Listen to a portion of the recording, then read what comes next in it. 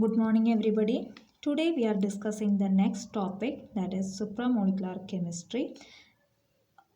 Supramolecular chemistry means we have seen this picture. This is the Gulliver in Lilliput. During his voyage, he is washed ashore after a shipwreck, and he was binded with small rope in Lilliput.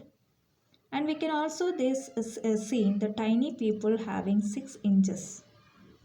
And here we can see that the rope is very small, and the strength is also very less. But the Gulliver cannot stand up in their land due to this small binding with the rope. This is an example. This is the example which may used to illustrate the supramolecular chemistry. And supramolecular chemistry means it is the formation of a new chemical structures by the assembly of the molecular subunit bound together by non-covalent interactions. So this is an example for the supramolecular chemistry in nature. We can see the DNA structure. Here there is a small binding of the hydrogen bond is existing in the molecule. As you know that the hydrogen bonding is very weak bond. But even then the DNA has a helical structure due to the small type of the bonding which is existing in the DNA.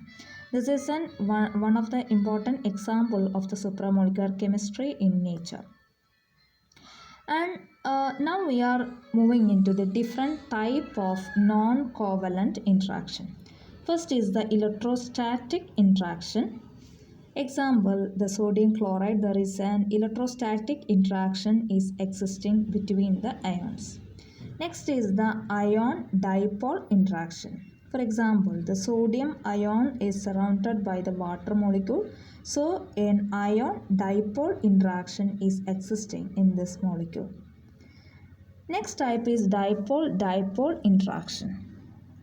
That means the water molecule or any alcohol is interact together by using a weak hydrogen bonding, or any interaction existing between the dipole molecule, that is the dipole-dipole interaction.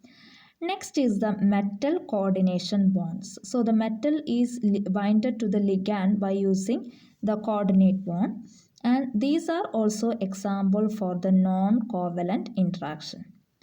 Next is the hydrophobic interaction. The molecule which is not soluble in water will combine together and to expel the water molecule to reduce the interaction between the water molecule. Here we can see that the orange one is the molecule which is insoluble in water. So it will expel the water molecule. The blue one is the water molecule. So in order to reduce the interaction with the water molecule, they will combine together and to reduce the interaction between the molecule. The next interaction is the weak pi-pi interaction in an aromatic molecule existing. It give a shape to the sandwich and T shape and parallel just like that. And next is the weak van der Waals force of interaction. The first one is the normal molecule. The second one is the interaction weak van der Waals force existing between the molecule, and the shape is also changed. These are the some of the non-covalent interaction existing in the molecule. So let me moving into the some of the some of this interaction which exist in the molecule. So the interaction between the different unit of the supramolecular molecule is known as molecular recognition. So the supramolecular chemistry, we can classify the supramolecular chemistry into 3 different categories. First one is the chemistry of the molecule built to the specific shapes. And the second one is the molecular recognition. This recognition involves the host-guest chemistry and Lock-and-Key-Hall model.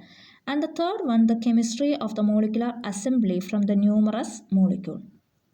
and if you are combining all together, we will get the supramolecular chemistry. This is the one of the simple example for the supramolecular chemistry crown ethers, in which the metal is inserted in a ringed arrangement of the organic molecule. Thank you.